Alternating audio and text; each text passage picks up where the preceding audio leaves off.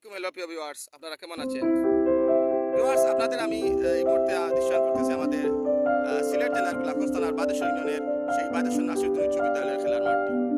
Viewers, আপনাদের এইরকম video উপস্থাপন করার মানে হলো যে এরকম ভিডিও সাধারণত আমি ইউটিউবে তেমন দেখি নাই।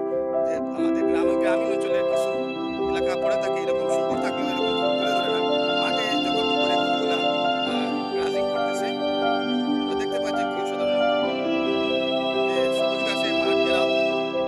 তাছাড়া আপনাদের একটি অসাধারণ মুহূর্ত দেখেন আপনারা যখন এই গরুগুলা ঘাস খাচ্ছে ওদের কিন্তু ক্ষুদ্র লাগছে না, কিন্তু এই যে দেখেন মহিষ পানির জন্য হাঁস আর মহিষ, আমাদের সিলেটি ভাষায় বলে যে হাঁস আর মহিষ, মহিষকে মহিষ বলি। সেই মহিষের কিন্তু একটা বৈশিষ্ট্য হলো যে ওরা পানি ছাড়া থাকতেই পারে না, ওরা হাঁসের মতো পানিতে ডুবে ডুবে মাথা ওই যে ওদের বেঁধে রাখা হয়েছে কারণ কারণ পানিতে কে কে কোথায় যাবে এই যে সোনাটা আছে আমাদের বঙ্গবাগ নারী সংগ্রহ সেই বাজার সোনা বিশ্ববিদ্যালয় সেই সোনার কিন্তু অনেক দিন আছে সে কে যে কোথায় যে যাবে আর কি করবে তা কেউ জানে না বিধায় তাকে বেঁধে এখানে রাখা হলো।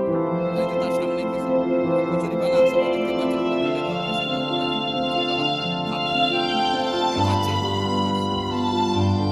পানিতে বেঁধে দিলে গাছ দেখেন এই যে একটা বেঁধে দিয়েছে তার হয়তো ক্ষুধা লেগেছে, ক্ষুধা লাগার কারণে সে খাচ্ছে আর সে কিন্তু তার ওই যে পানিতে ভিজে আছে সেখানে সে গিয়ে খাচ্ছে যখনই গোসল করছে তো তার খাদ্য প্রয়োজনের মধ্যে কিন্তু পানিতেই ভিজে থাকে ইয়ে করবে। আল্লাহ সুবহানাহু ওয়া তাআলা কত প্রাণী কিন্তু সৃষ্টি করেছে, একই রকম দেখতে কিন্তু বৈশিষ্ট্য আলাদা। মহিষ আর মহিষ এই যে গরু আর মহিষ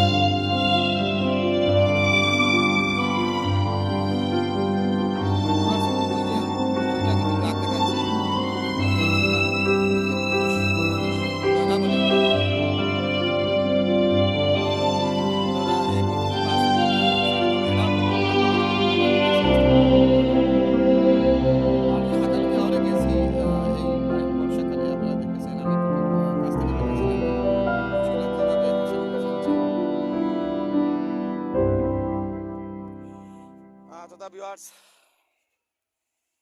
আপনারা দেখতে পাচ্ছেন যে বর্ষাকালীন সিজনটা কিন্তু আহ, চলে গিয়েও আবার চলে আসলো যে আমাদের ফেনী নোয়াখালী জেলার সেই বন্যা বৃষ্টিকালীন যে সিজনটা যেটা মৌসুমি বৃষ্টিকেও ওভারটেক করে নতুন করে বৃষ্টি আসলো দেশে।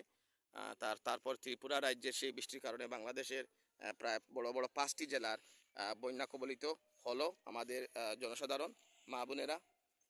তার সাথে কিন্তু আমাদের এই অঞ্চলে কিন্তু পানি কম আসে নাই। যদিও কুশিয়ারা এবং সুরমা নদী কিছুটা শান্ত ছিল তথা তাই পানি তেমন আসে নাই।